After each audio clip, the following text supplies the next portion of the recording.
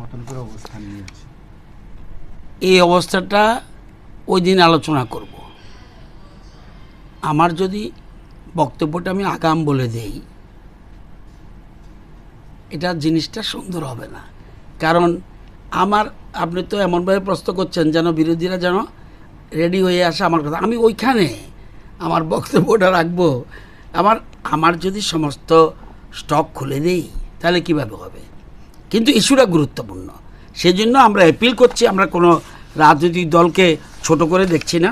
প্রত্যেক দলেরই ভূমিকা থাকে, কেউ বেশি ভূমিকা থাকে, কেউ কম ভূমিকা থাকে, কিন্তু প্রত্যেক গুরুত্বপূর্ণ। এবং সেই জন্যই যারা প্রতিনিধিরা এসছেন আজকের মিটিংয়ে, তারা কিন্তু সবাই গুরুত্ব দিয়ে এটাকে কনসিডার করেছেন এবং প্রয়োজন আলোচনা করে।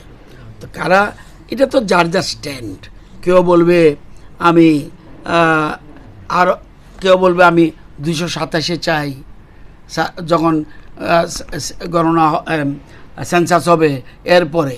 কিন্তু এটা হতে গেলে আমার দেশের প্রধানমন্ত্রী বা দেশের ভারতীয় জনতা পার্টি কেন্দ্রীয় সরকার কী চাইছে, যত দ্রুত, এমনি বহুদিন চলে গেছে, যত দ্রুত সম্ভব মহিলা রিজার্ভেশন হয়ে যাক।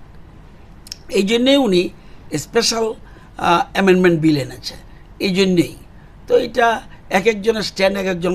আমরা মনে করি আমরা যদি ত্রিপুরা থেকে এরকম একটা অ্যাপিল পাঠাই, এটা অন্যান্য রাজনৈতিক দলও আমার মনে হয় রিকনসিডার করবে।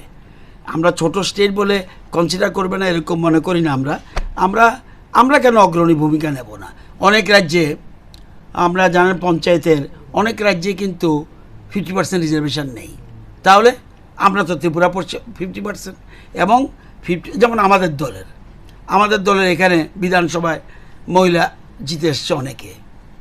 আবার দেখবেন সিপিএমের একজনও নেই, কংগ্রেসের একজনও নেই।